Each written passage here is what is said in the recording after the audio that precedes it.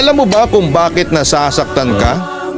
Iniisip mo kasi na gusto ka rin niya kahit na hindi naman talaga.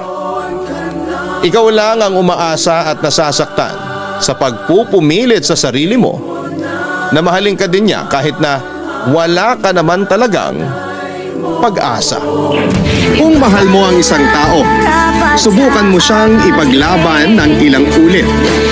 Huwag mong sukuan hanggat hindi ka napapagod.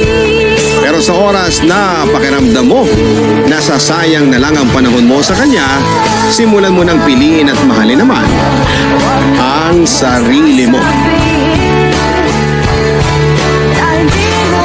Huwag kang magpapakabaliw sa taong hindi ka naman minahal.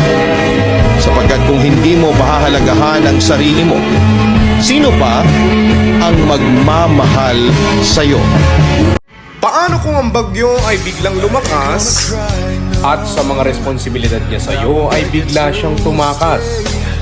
Dahil lumakas man ang ulan, hindi mo na siya mararamdaman. Palabas na ang bagyong Dante, kaya mahihirapan ka nang ibalik ang dati. Kaya lumusong ka na lang sa baha dahil wala ka nang magagawa. Dapat marunong tayong bumitaw. Dahil mas okay na maging malungkot ngayon kesa magdusa sa panghabang buhay na kasama siya. Ang taong never kang minahal sa taong hindi ka kayang ipaglaban.